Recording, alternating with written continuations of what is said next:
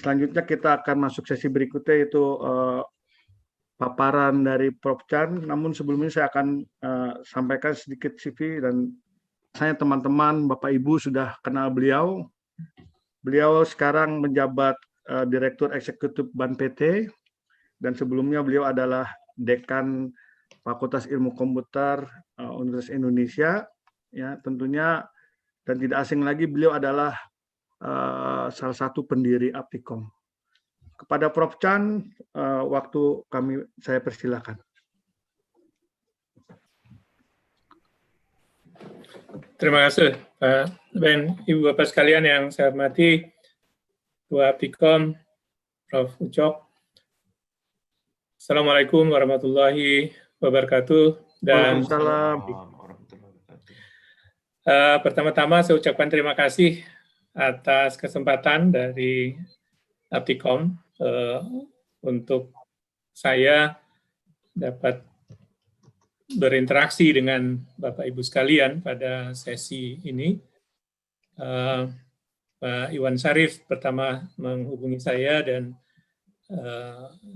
immediately artinya saya menyanggupi, karena memang kegiatan-kegiatan seperti ini sangat kami perlukan untuk secepat mungkin menjangkau lebih banyak stakeholders kita, pimpinan perguruan tinggi, para penggiat mutu di perguruan tinggi, serta wider audience.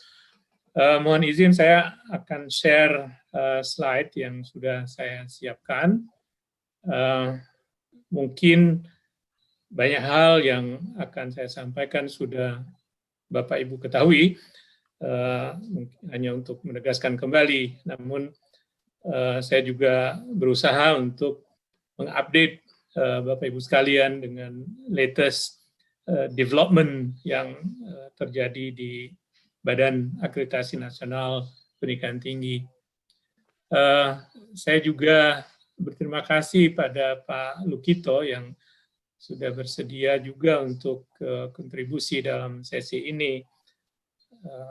Saya sangat appreciate sebetulnya Pak Lukito juga termasuk evangelis ataupun penggiat yang sangat gigih dalam pengembangan mutu perguruan tinggi, antara lain membuat modul ataupun informasi-informasi singkat tentang bagaimana sebetulnya laporan evaluasi diri atau proses evaluasi diri itu sendiri harus dilakukan. Jadi tepat sekali untuk panitia, Pak Iwan dan kawan-kawan meminta Pak Lukito sebagai salah satu narasumber dalam kegiatan ini. Presentasi saya tidak akan down to technicalities dalam compose berkas atau dokumen akreditasi, khususnya laporan evaluasi diri, tapi ada beberapa filosofi di belakang perancangan desain, perancangan instrumen, maupun juga perkembangan terakhir terkait dengan Permendikbud nomor 5 tahun 2020. Ibu Bapak sekalian, let me start dengan meng-quote kembali, re-echo apa yang pernah di quote-in-quote keluhkan oleh Mas Menteri kita, Pak Nadiem, yang pada saat pelantikan Rektor UI di Depok mengatakan bahwa saat ini gelar tidak lagi menjamin kompetensi, kelulusan tidak menjamin kesiapan berkarya, akreditasi tidak menjamin mutu, dan masuk kelas pun tidak menjamin belajar. Ini bukan wake up call saja, tapi menurut saya suatu refleksi dari seorang yang berkecimpung di dunia profesi sebelumnya sebagai CEO dari Gojek, sehingga menurut saya sangat legitimate apabila apa yang dia sampaikan itu menjadi informasi atau kritik yang sangat baik bagi kita sebagai penyelenggara perguruan tinggi. Nah, tentu saja tidak semua menjadi tanggung jawab kita di perguruan tinggi, tapi paling tidak ada sebagian dari persoalan yang dapat kita address untuk merespon keluhan ataupun kegalauan beliau baik sebagai profesional sebelum menjabat menteri maupun dalam kapasitas sebagai Menteri Pendidikan dan Kebudayaan. Kalau saya ikuti sebetulnya sejak tahun 90-an memang ada 3 persoalan mendasar di sektor pendidikan tinggi di Indonesia. Yang pertama adalah terjadinya proliferasi yang somewhat uncontrollable. Kita tahun 80-an ke atas sebetulnya sejak ya mungkin udah akhir 80-an sampai 90-an itu mulai terjadi booming jumlah perguruan tinggi di Indonesia gitu ya. Tadinya enggak, sebetulnya perguruan tinggi di Indonesia itu mungkin menganut mazhab India di mana sektor pendidikan tinggi itu agak elitis waktu itu. APK kita di sebelum tahun 90-an itu kecil banget gitu, sekitar 10-12%. Mirip-mirip apa yang menjadi kondisi di India pada saat itu. Karena kita tidak menganggap bahwa pendidikan tinggi itu sesuatu yang harus diperbesar jumlahnya. Nah, memang belakangan saja terjadi masifikasi dan bahkan ada yang mendorong untuk melakukan universal higher education, di mana perguruan tinggi yang di banyak pihak dikategorikan sebagai private goods, dimotori oleh UNESCO, seingat saya waktu itu dicanangkan sebagai quasi public goods, artinya setiap warga negara sebetulnya punya hak dan patut diperhatikan oleh sektor publik pemerintah untuk mendapat akses pada pendidikan tinggi. Jadi tidak salah sebetulnya terjadi proliferasi waktu itu. Namun apa yang terjadi terlalu besar penambahannya sehingga pada saat ini itu ada sekitar 4.700 perguruan tinggi yang ada di Indonesia, mostly small, kecil banget, dan bahkan beberapa menurut hemat saya skala ekonominya tidak cukup untuk beroperasi. Jadi terjadi inefisiensi yang sangat besar di situ. Move untuk melakukan streamlining itu sudah dilakukan, namun sangat lamban. Jadi ingat Pak Padono udah berkoar tentang mereduce jumlah perguruan tinggi Indonesia menjadi sepertiganya waktu itu atau paling tidak setengahnya itu sejak tahun 2017. Tapi even growing until now itu masih bertambah juga. Persoalan yang kedua adalah masalah otonomi dan governance. Di satu pihak, perguruan tinggi kita diberi label ataupun kewenangan untuk melakukan banyak hal, terutama di private universities. Mereka di PP nomor 4 2016 atau 15 itu di 2016 disebutkan bahwa silakan diatur sendiri, Anda punya hak untuk mengangkat dan memberhentikan dosen, mengangkat rektor dan sebagainya. Tapi akademiknya membuka program studi, bahkan sebetulnya mengangkat jenjang akademik dosen itu masih tersentralized, gitu ya. Sehingga kalau kita meminjam kriteria otonomi dari OECD, rasanya sih masih jauh panggang dari api kalau kita mau mengatakan perguruan tinggi kita otonom. Di samping itu, untuk perguruan tinggi swasta kita juga melihat banyak kasus tension antara penyelenggara atau pengelola perguruan tingginya dengan badan penyelenggara. Jadi otonomi somehow memang untuk aspek non-akademik tidak oleh pemerintah, tapi oleh badan penyelenggara.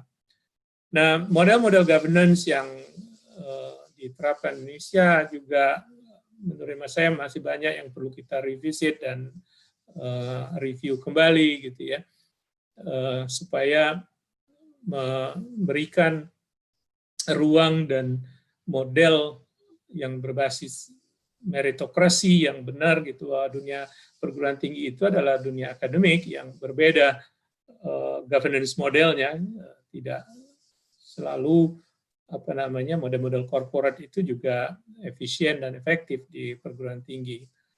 Di perguruan tinggi negeri kita mendengar bahwa saat ini bahkan pengangkatan rektor itu ada campur tangan berbagai pihak gitu ya. Joke-nya mengatakan kalau mau jadi rektor ya deketin salah satu partai misalnya gitu kan. Ini aneh, tidak ada di dunia ini orang mau jadi rektor mendekati ketua partai gitu ya. Nah ini concern kita dan menurut Mas saya, dan ini di deklarasi Bologna yang disebut dengan Bologna Universitatum itu mengatakan bahwa sebetulnya otonomi ini menjadi prasyarat untuk mutu suatu perguruan tinggi. Nah, dari dua persoalan tadi ya dapat kita duga ataupun kita we expect terjadi penurunan ataupun permasalahan pada mutu dan relevansi. Saya sengaja menegaskan bahwa mutu dan relevansi ini sama pentingnya. Quality itu memang sesuatu yang universal, yang namanya bermutu ukurannya bukan hanya mutu Indonesia, tapi harus secara global. Tapi kalau bicara tentang relevansi, kita bicara tentang local relevance. Jadi kita tidak perlu mengembangkan ilmu eskimologi di Indonesia, misalnya mendesain iglo, misalnya tidak kita butuhkan, karena tidak akan pernah dibutuhkan di Indonesia untuk membangun sebuah iglo. Nah, ini menurut Mas saya kondisi besarnya yang terrefleksi dalam statement dari Pak Menteri di depan. A quick, wait a minute, kayaknya ada sesuatu yang membingungkan di sini. Saya lupa menghapus bagian-bagian yang lama. Anyway, di sini terlihat bahwa sebetulnya jumlah perguruan tinggi di Indonesia yang sudah terakreditasi per 21 Agustus kemarin itu baru 2.594. Ya agak miris, artinya dari 4.700-an hanya 2.500, masih ada 2.000-an yang belum terakreditasi sama sekali. Kemudian di kolom baik, di sana ada 159 perguruan tinggi dengan peringkat akreditasi baik. Itu sebetulnya adalah mereka yang sudah mengajukan usulan akreditasi pertama yang dari Perban nomor 1/2020 diamanatkan bahwa bagi yang sudah memasukkan usulan akreditasi maka BNPT akan memberikan peringkat sementara atau SK akreditasi sementara dengan peringkat baik. Jadi ini sebetulnya belum selesai proses review dan asesmennya, tapi paling tidak kita sudah memberikan itu peringkat baik untuk yang sudah mengajukan dan kami nyatakan lengkap. Likewise di level program studi pun hanya sekitar 22.000, hampir 23.000 yang terakreditasi. Yang kita tahu jumlahnya sekarang katanya itu sekitar 28.000. Jadi banyak juga sebetulnya program studi yang belum terakreditasi hingga detik ini. Walaupun di satu sisi kita juga sering ragu sebetulnya berapa sih jumlah program studi yang ada di Indonesia ini. Pencatatan di Dikti kadang-kadang juga tidak akurat. Program studi yang sudah ditutup bertahun-tahun itu masih dinyatakan aktif di sana. Saya ingin men-share paling tidak apa yang saya pahami tentang kebijakan Kampus Merdeka yang sudah dicanangkan oleh Kementerian pada awal tahun kemarin gitu ya. Dan bagaimana menurut hemat kami di BNPT kampus harus meresponnya gitu ya. kita memahami, atau paling tidak kami memahami, Kampus Merdeka Policy itu adalah ingin mendobrak tembok antar disiplin keilmuan, ya. Nah, tembok-tembok ini kita ciptakan di kampus masing-masing antar program studi, tidak saling berinteraksi satu sama lain. Akibatnya mahasiswa secara sempit kita arahkan untuk hanya melihat perspektif persoalan dari one single view of disiplin, ya. Nah, ini tentu saja tidak tepat karena kalau kita lihat tren ke depan, orang menginginkan sumber daya manusia yang siap untuk menghadapi tantangan global itu adalah mereka yang punya multiple competencies, gitu ya. Jadi ada kompetensi-kompetensi tambahan di samping core kompetensinya. Kemudian yang kedua, diinginkan juga bahwa kurikulum harusnya lebih fleksibel. Kalau kita lihat selama ini bagaimana asesor melihat fleksibilitas kurikulum, dia baru mengukur berapa SKS jumlah mata kuliah pilihan. Nah, ini tentu saja harus beyond itu. Bagaimana fleksibilitas dalam hal memilih mata kuliah yang di luar dari program studinya, bahkan di luar dari perguruan tingginya, fleksibilitas itu mestinya terlihat agar kita benar-benar menciptakan lulusan yang well-rounded. Kemudian di dalam kebijakan Kampus Merdeka juga diinginkan bahwa modalitas pembelajaran harus bervariasi, tidak hanya single mode seperti yang selama ini kita lakukan, teaching, and sometimes cheating, gitu ya.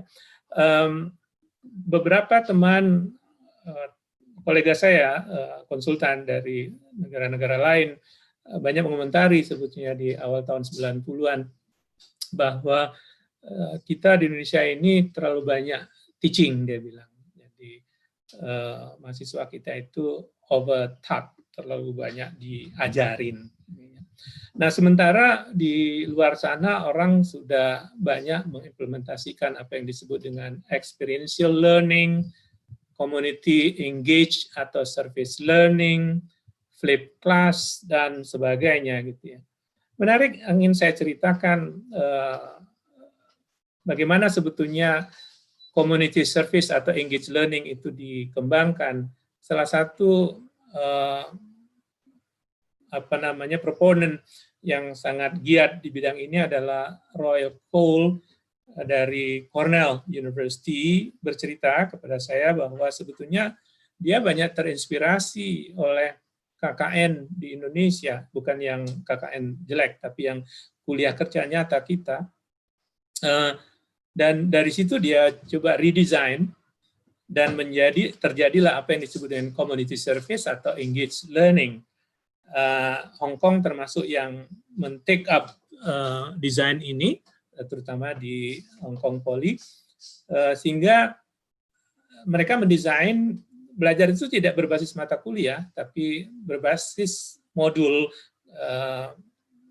yang tergabung atau yang dilihat dari perspektif problem. Jadi ini kita tidak bicara dalam simpul mata kuliah, tapi ini problemnya apa yang mau kita address, gitu ya. Nah, untuk itu mereka mencari problem real di masyarakat, gitu ya. Sehingga mereka mendefinisikan ini akan menjadi target sasaran kami. Nah, mahasiswa pertama-tama pada bulan pertama itu disiapkan fondasi, menyiapkan mereka untuk siap terjun ke masyarakat, gitu ya, dengan berbagai bekal. Mahasiswa teknik bisa saja diberi kuliah ilmu budaya dasar. Kenapa? Karena bagaimanapun juga waktu mereka ke masyarakat akan ada isu budaya, ya. Mungkin juga kemampuan atau skill communication. Jadi ada dosen ilmu komunikasi yang harus masuk. Bagaimana sebetulnya effective communication harus dilaksanakan nanti di masyarakat. Di samping orang engineer, misalnya dari civil engineering, siap dengan teori-teori bagaimana sebetulnya membangun katakanlah dam atau irigasi dan sebagainya, itu sudah menjadi core kompetensinya. Nah, kemudian mereka ke lapangan, dan selama di lapangan itu benar-benar berbaur dengan masyarakat, dan mereka harus benar-benar belajar dari situ, dan hasil pelajarannya dibawa kembali ke kampus. Jadi dia 3 potongan pembelajaran.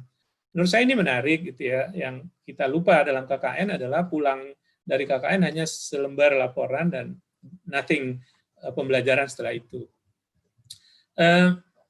Yang keempat adalah internal management, ya mestinya harus direform. Bagaimana misalnya peraturan senat akademik yang tadinya tidak memungkinkan mahasiswa mengambil mata kuliah di tempat lain itu menjadi mungkin, credit earning activities itu diakui, ya. Mahasiswa UI bisa aja nanti suatu saat mengambil mata kuliah di Stiki Malang karena di sana ada ahli yang lebih ahli daripada yang kami punya di Fasilkom UI misalnya gitu. Bisa juga mengambil di dekat kita di Gunadarma, dan kita yang mengelola program studi di Fakultas Ilmu Komputer UI harus siap dan mengakui bahwa apabila itu memang kualitinya lebih baik, ya kita transfer, kita akui sebagai kredit yang sudah earned by the students. Nah, kampus mereka ini menurut kami memang tujuannya adalah bagaimana menciptakan lulusan yang berkualitas dan relevan dengan kebutuhan, itu dari intinya. Nah, nanti saya ingin kaitkan ini bahwa akreditasi pun mestinya tujuannya tidak berseberangan dengan ini. Kemudian kita melihat Permendikbud nomor 5 tahun 2020 yang menggantikan Permenristekdikti nomor 32 tahun 2016 tentang sistem akreditasi. Intinya adalah bahwa BAN PT mestinya fokus pada akreditasi institusi, ya. Dan kami juga atau BAN PT juga diminta sebagai kurator dari lembaga-lembaga akreditasi mandiri. Jadi program studi itu nanti mestinya dilakukan oleh akreditasi mandiri. Kemudian BAN PT sebagai lembaga itu harus proaktif dalam memantau pemenuhan syarat peringkat akreditasi yang telah ditetapkan sebelumnya. Bukan pasif menunggu pihak perguruan tinggi mengajukan usulan reakreditasi sebagaimana dituangkan dalam Permenristek nomor 32. Jadi kalau Bapak Ibu baca di pasal 56 Permenristekdikti nomor 32 dulu dikatakan perguruan tinggi wajib menyampaikan usulan akreditasi ulang paling lambat 6 bulan sebelum SK berakhir. Nah, karena perguruan tingginya yang harus proaktif wajib menyampaikan, BAN PT duduk diam menunggu. Yang tidak mengajukan ya salahnya sendiri gitu ya. Nah, dibalik di pasal 6 Permendikbud nomor 5 tahun 2020 dikatakan bahwa BAN PT wajib memperpanjang akreditasi pada saat berakhir sepanjang tidak ada perubahan pada peringkatnya, artinya sepanjang bahwa syarat peringkat yang pernah diberikan itu masih terpenuhi. Artinya apa? Bahwa sebetulnya perguruan tinggi ya duduk tenang saja dan fokus pada bagaimana menyelenggarakan program studi dengan baik dan berkualitas. Biarkan BAN PT melakukan pemantauan, apabila BAN PT memerlukan informasi direspon, tapi kalau tidak ya just go on dengan aktiviti utamanya gitu ya. Nah, ini yang sudah coba kami terapkan di tahun 2020 ini. Silakan Bapak Ibu pengelola perguruan tinggi stay fokus pada penyelenggaraan program studinya, kami akan memantau. Namun apabila hasil pemantauan kami menunjukkan ada sesuatu persoalan yang perlu diklarifikasi, kami akan meminta, ya, meminta. Nah, tentu saja karena perpanjangan ini tidak memungkinkan untuk kenaikan peringkat, perguruan tinggi dapat, ya, jadi ini opsional sifatnya, mengajukan akreditasi ulang apabila ingin naik peringkat. Jadi jangan bukan gambling, tapi ya just for the sake of submission ya ngajukan. Jadi pertimbangkan dulu sebelum mengajukan akreditasi ulang, apakah Bapak Ibu pengelola itu sudah punya confident bahwa kondisi saya sekarang udah lebih baik dari yang dulu pada saat akreditasi terakhir saya terima, dan saya punya confident bahwa peringkat saya pasti akan naik. Nah, pada saat itulah Bapak Ibu mengajukan akreditasi ulang, ya. Kecuali yang untuk akreditasi pertama itu kita wajibkan untuk mengajukan. Kemudian bagaimana konsep LAM yang diinginkan? LAM diharapkan adalah representasi dari kepentingan user. Jadi saya waktu Aptikom dulu tuh pernah berbincang-bincang dengan saya di kantor lama di Cipete tentang konsep ini. Saya sudah menegaskan sebetulnya Aptikom per se itu tidak sepenuhnya mestinya menjadi representasi dari LAM Infocom. Mestinya ada user yang akan menggunakan lulusan kita itu harus direpresentasikan dalam LAM-nya, karena kepentingan untuk mendefinisikan bagaimana quality and relevance dari lulusan itu mestinya tidak supply push, ya, tapi harus demand pull. Jadi dari sisi demand-nya harus didefinisikan. Nah, program-program studi tentu saja diharapkan akan diakreditasi oleh lembaga akreditasi mandiri, dan BAN-PT tentu saja tetap akan melakukan akreditasi sementara LAM-nya belum ada. Nah, tentu saja ada kelemahan. Kenapa? Karena instrumen akreditasi program studi yang dikembangkan oleh BAN-PT tidak mungkin kita buat spesifik. Jadi itu akan sangat generik sekali. Namanya program instrumen akreditasi program sarjana, dari sarjana teknik nuklir sampai sastra Batak itu sama-sama sarjana, gitu ya. So can you imagine bahwa two different extreme of program itu diukur dengan instrumen yang sama. Jadi ini kelemahannya harus kita sadari, gitu ya. Jadi kita memang berharap LAM itu akan segera bermunculan di Indonesia. Pak Nizam beberapa kali juga menegaskan bahwa ingin sekali kita punya LAM yang nantinya akan berkiprah di dunia internasional. Jadi dia selain diakui globally, recognized, tapi juga dapat melakukan akreditasi bukan hanya di Indonesia. Saya dengar LAM PTK sudah mendapat request dari beberapa negara tetangga di ASEAN. Oke, tadi saya menyebutkan bahwa ada perpanjangan, dan preceding to that, artinya sebelum kami melakukan perpanjangan, kami harus melakukan pemantauan. Nah, pemantauan ini kami lakukan secara bertahap, mulai dari tahap pertama yang hanya didasari atas data-data kuantitatif yang kami ambil dari PDDikti. Nah, pada tahap kedua, apabila ada indikasi bahwa ini kelihatannya kami tidak bisa memutuskan apakah peringkat yang sebelumnya itu masih terpenuhi, kami akan meminta pihak perguruan tinggi untuk menyampaikan LED atau laporan evaluasi diri. Dan apabila dari situ juga kami belum confident, kami akan turun ke lapangan mengirim asesor, dan disinilah apabila ada keputusan untuk perubahan peringkat. Jadi perubahan peringkat hanya akan terjadi apabila sampai pada tahap ketiga. Kalau hanya sampai ke tahap kedua, berarti itu peringkat tidak berubah.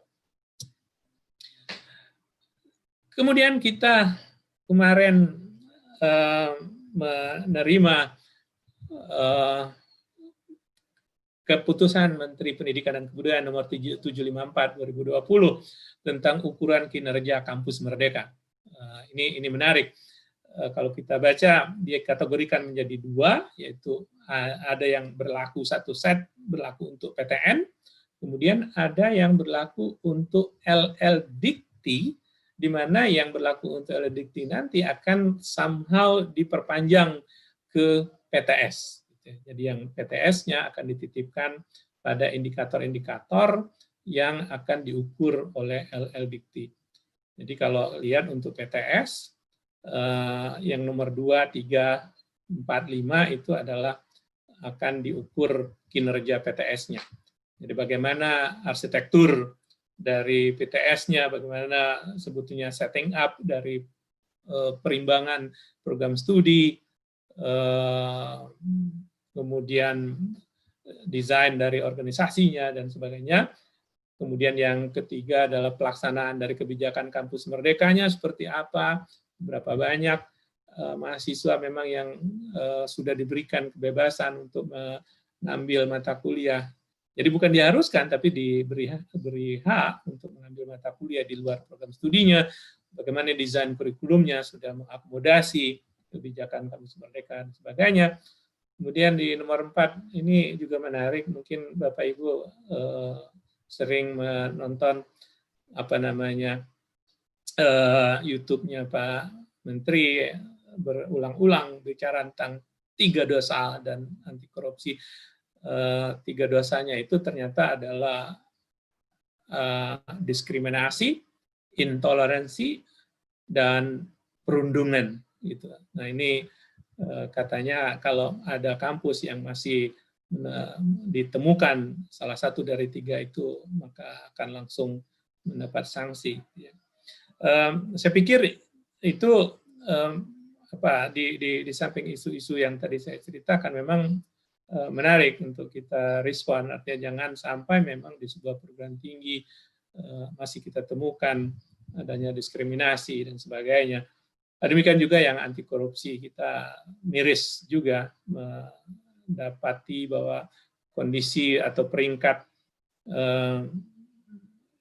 corruption index kita kok tidak makin membaik ke depan.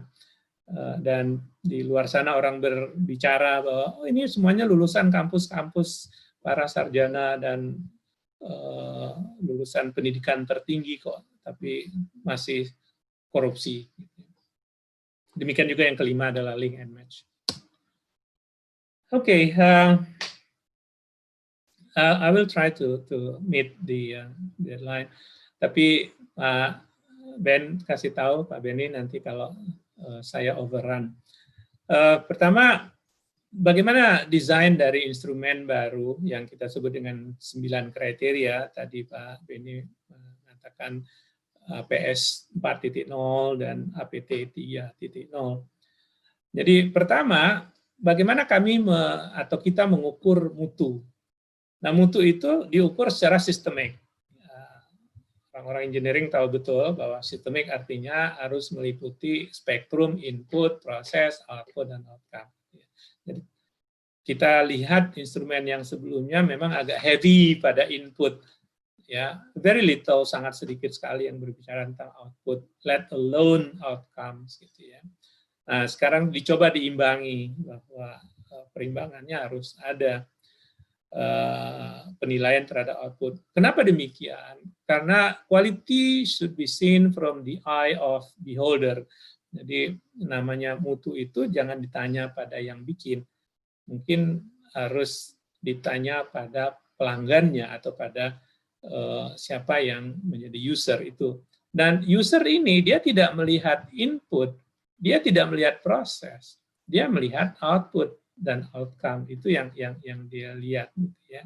Ini yang harus kita sadari, bahwa mutu itu jangan dilihat dari dalam saja. Kemudian yang kedua, akreditasi itu kita dudukkan kembali sebagai bagian integral dari sistem penjaminan mutu SPM. Jadi tadi Pak Ucok menyebutkan di awal bahwa sebetulnya harus ada perubahan paradigma. Kita tidak menjadikan ini sebagai ritual 5 tahunan, bahkan ada yang punya moto sebagai target kepemimpinan. Jadi rektor itu punya visi bahwa indikator kinerja utamanya adalah akreditasinya harus naik, gitu ya. Dan kadang-kadang at all cost. Jadi tidak perlu mutu meningkat, yang penting akreditasi meningkat, kira-kira gitu motonya.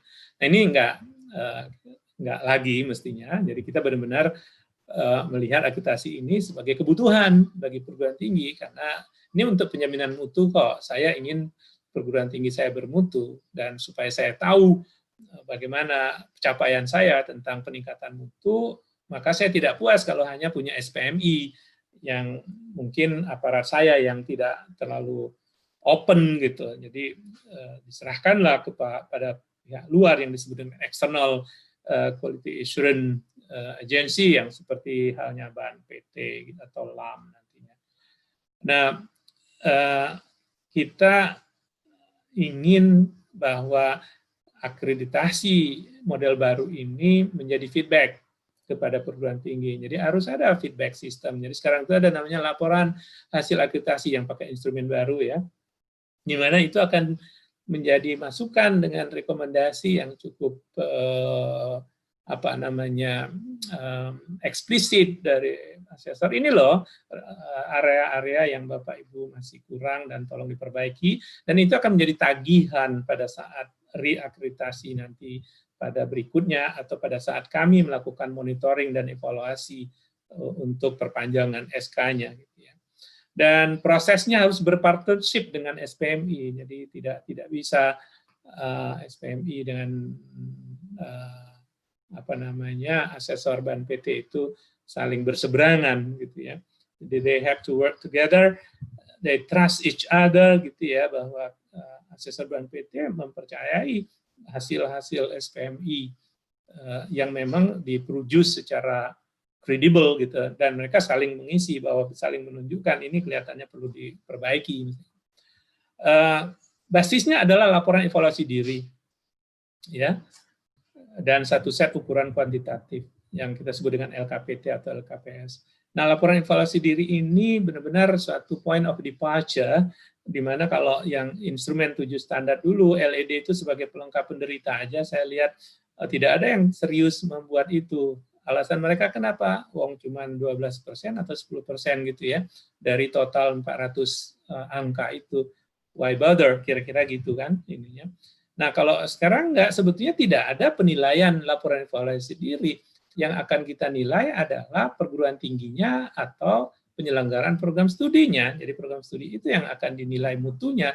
Bagaimana cara menilainya? Ya kita lihat dari LED awalnya. Laporan evaluasi diri itu pada saat desk assessment akan dijadikan basis. Saya juga berusaha shifting paradigm para asesor. Kadang-kadang asesor kan menilai dokumen. Saya bilang enggak, dokumen jangan dinilai. Yang Anda nilai itu adalah program studinya. Jadi laporan evaluasi diri, ya adalah sedikit komponen yang kita nilai, tapi bukan itu menjadi fokus. Fokus penilaian kita adalah program studi atau perguruan tingginya. Nah, LED yang kita desain, nanti Pak Lukito akan cerita banyak, itu punya dua karakteristik utama. Yang pertama dia coherence, jadi antar bagian itu tidak terpisah satu sama lain. Kalau dulu yang namanya instrumen 7 standar itu antara 3A dengan 3B itu totally tak berhubungan tuh, ya. Jadi bisa dikerjakan masing-masing. Bahkan di dalam 3A itu kalau ada standar 1 sampai 7 bisa dikerjakan terpisah. Yang satu oleh kelompok mana, standar 2 kelompok mana, dan tidak perlu saling berinteraksi. Itu anehnya. Nah, sekarang kita coba lakukan ini secara coherence, bahwa tidak mungkin ada bagian dari LED itu yang totally independent atau loosely coupled dengan bagian yang lain. Dan proses penyusunan LED itu ada proses analitik di situ. Jadi para penyusun laporannya itu harus memiliki kapasitas analytical thinking yang baik. Deep analisis itu menjadi penting. Jadi apabila ada suatu simptom persoalan, bukan hanya sampai pada simptomnya, tapi down to the root of the problem, kenapa itu terjadi.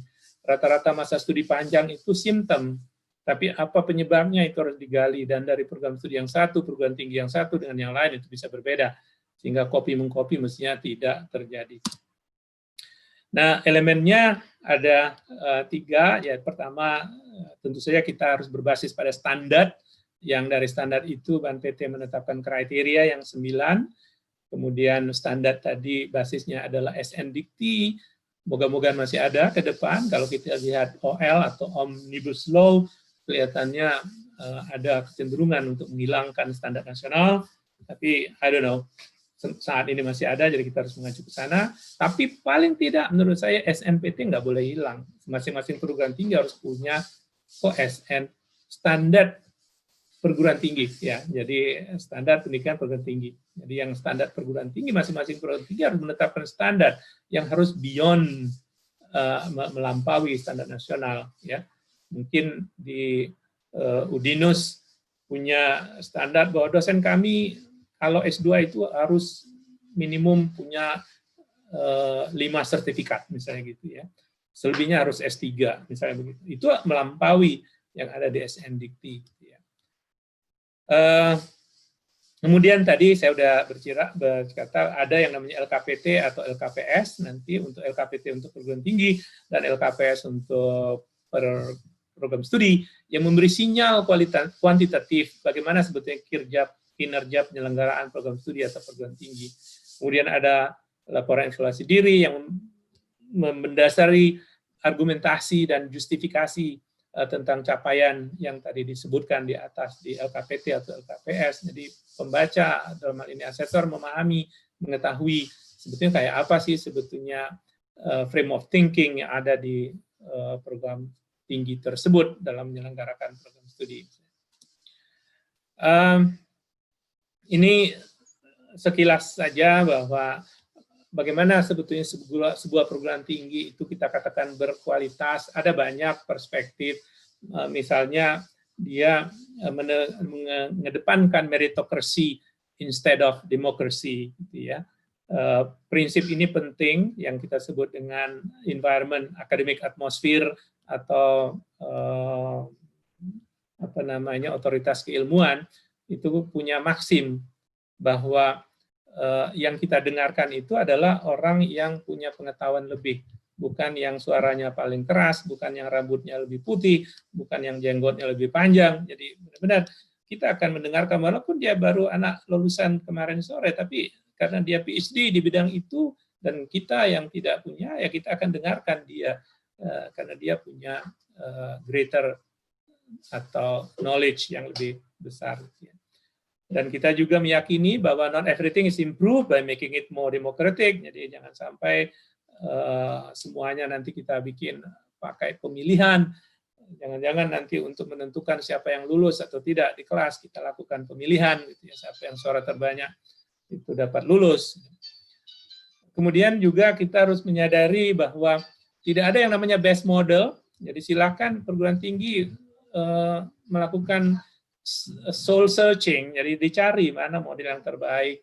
Tidak ada kata sepakat bahwa yang centralized itu lebih baik dari decentralized, yang punya fakultas lebih baik daripada yang tidak punya, yang punya departemen lebih baik dari yang tidak, dan seterusnya. Sepanjang itu efisien dan efektif, do it. Gitu ya.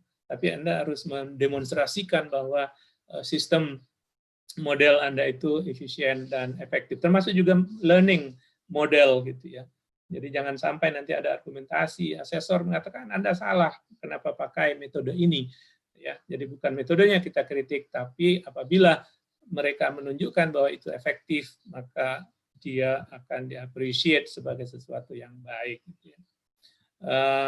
Banyak perguruan tinggi yang kadang-kadang overdone it, terlalu sometimes they are married to SOP ya. Jadi sangat mencintai standar operating procedure, semuanya dibikin SOP, sehingga dosen mau berdiri depan kelas pun ada SOP-nya gitu ya. Pegang kapur atau pensil pun harus ada, menulis dari pojok mana di papan tulisnya harus ada diatur. Enggak gitu. Ingat bahwa perguruan tinggi itu adalah organisasi yang harus kreatif dan inovatif. SOP pada tataran tertentu boleh, tapi tidak terlalu detail pada academic exercise. Ini karakteristik dari APT 3.0 gitu ya. Jadi bagi kami memahami mission perguruan tinggi itu apa? Ya tridharma missionnya, tapi dia boleh melakukan penekanan khusus. Jadi kita tidak one size fits all, semua orang harus menjadi research university. Enggak. Ada yang mau excellent teaching university dan itu bisa unggul. Jadi tidak harus semua perguruan tinggi itu menjadi excellent research university. Di Amerika saja, di banyak perguruan tinggi yang mendeklarasikan kita bukan research university. Kadang-kadang tidak sejalan juga visinya menjadi research university, tapi program diploma dan S1-nya 99%. Nggak ada program pasca sarjananya, cuma 1%. Itu kan aneh kebijakannya. Research tidak ada, food mostly teaching, tapi mengklaim sebagai research university. Kemudian output dan outcome akan kita ukur sesuai dengan misi. Artinya kalau dia mendeklar sebagai teaching institution atau university, excellent teaching university, maka ukuran yang akan kita gunakan ke arah situ. Kita juga menginginkan dalam LAPT itu core isunya itu adalah tridharma sebetulnya, core prosesnya. Dan mahasiswa serta dosen sebagai sivitas akademika itu sebagai penggerak utama organisasi, bukan sebagai objek. Nah, untuk yang program studi, desainnya bahwa kita pertama melihat PEO, program educational objective, bagaimana itu dirumuskan, termasuk juga intended learning outcome-nya, gitu ya. Jadi mulainya dari situ, bagaimana itu dirumuskan, apakah pada saat perumusan itu melibatkan user atau stakeholder atau semuanya 3 orang atau 5 orang dosen aja yang bermeditasi sendiri gitu ya, sehingga itu akan diukur sejauh mana PEO maupun ILO-nya itu relevan ya. Kemudian sumber dayanya tentu saja akan kita ukur apakah dia cukup memadai, artinya saya terus terang melihat bahwa 6 orang untuk mengeran sebuah program studi itu menurut saya sih nggak cukup, tapi oke lah, pemerintah menurunkan menjadi 5, kemarin menjadi 3 gitu ya, walaupun agak aneh gitu menurut saya, tapi adequacy atau kecukupan itu penting karena perspektif dan keahlian itu tidak mungkin dikuasai di satu kepala.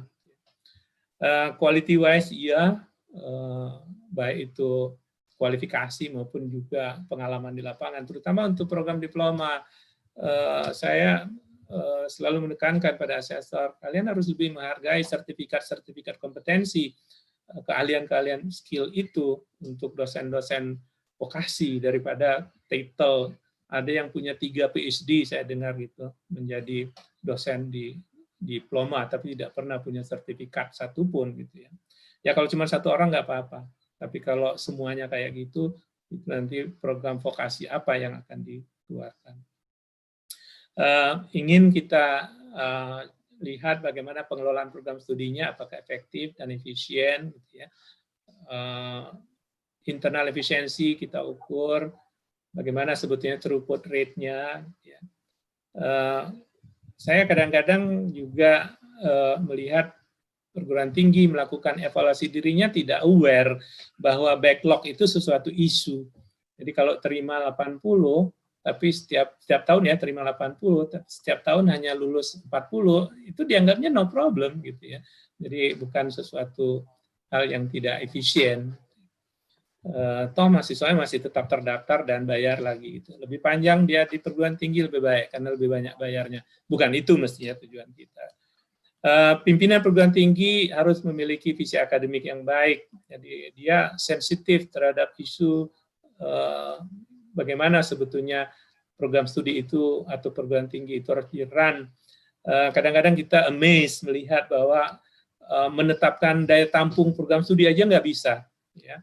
Atau tidak terlihat bagaimana sebetulnya alasan, sehingga angka aneh-aneh itu yang namanya daya tampung itu. Karakteristik dari IAPS tentu saja kualitas lulusan itu artinya ILO-nya, intended learning outcome-nya itu dicapai, dan itu merupakan refleksi dari external efisiensi kalau kita meminjam terminologi orang-orang dari ekonomi. Nah, di sini peran tracer study dan market survey itu menjadi sangat penting. Tracer study mestinya bukan hanya karena BAN-PT akan mengukur, tapi memang itu kebutuhan Bapak Ibu sebagai penyelenggara program studi atau perguruan tinggi. Bahwa saya ingin tahu sebetulnya how relevance ya lulusan saya ini di kacamata pengguna dan sejauh mana lulusan saya happy untuk belajar di tempat saya, bagaimana nilai tambah pengetahuan mereka dari tracer study itu mestinya banyak terungkap. Ada isu metodologi di sini, jadi jangan sampai dari 100 lulusan yang ditelepon 3 orang udah cukup mewakili lulusan. Kemudian kualitas pengelolaan kita ukur dengan kepuasan sivitas akademika. Kalau dosen banyak komplain, mahasiswa banyak komplain, berarti ya ada isu tentang pengelolaan, tentang proses belajar mengajar, tentang bagaimana bahkan pembayaran untuk atau sarana prasarana dan sebagainya. Jadi student and staff satisfaction survey nanti Pak Lukito pasti akan menjelaskan, itu menjadi penting. Kualitas sumber daya manusia dan kejelasan arah pengembangan akademik. Ini terakhir saya ingin share sedikit bahwa pertama dalam mengantisipasi dan juga kondisi COVID-19 saat ini, kami sudah memutuskan bahwa semua asesmen lapangan 2020 ini akan dilakukan secara daring, jadi tidak akan ada physical assessment lapangan yang berkunjung ke Bapak Ibu.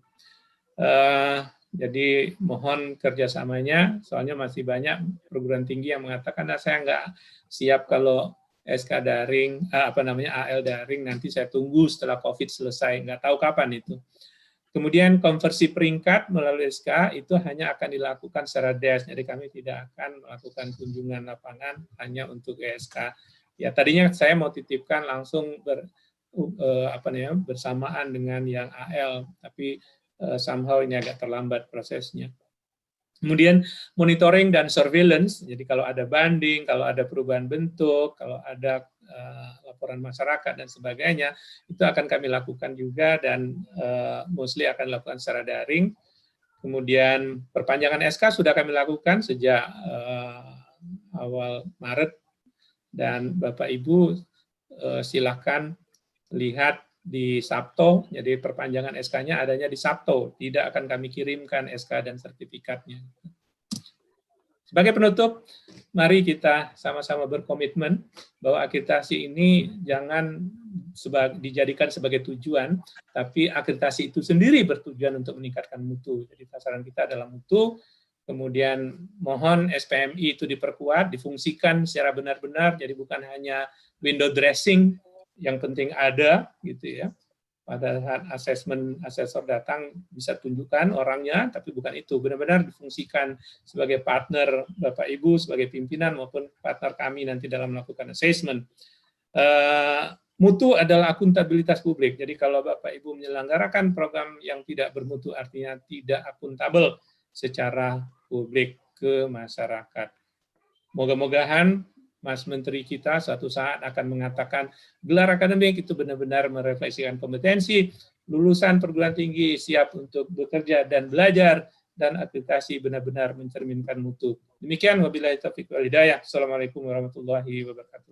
Waalaikumsalam. Terima kasih. Waalaikumsalam. Luar biasa, Prof. Alhamdulillah. Jadi kita langsung tanya jawab, namun sebelum tanya jawab ada beberapa catatan dari saya di sini, ada 10 nih, banyak sekali Prof, masukannya Prof, ya terkait dengan filosofi kebijakan Kampus Merdeka, yaitu terkait problem di perguruan tinggi, dan juga kenapa harus ada Kampus Merdeka, yaitu tujuannya tidak lain adalah bagaimana lulusan kita menjadi lebih berkualitas dan relevan dengan kebutuhan, dan juga bagaimana BAN PT nanti fokus terhadap akreditasi institusi, sementara akreditasi program studi akan dilakukan oleh LAM dan seterusnya.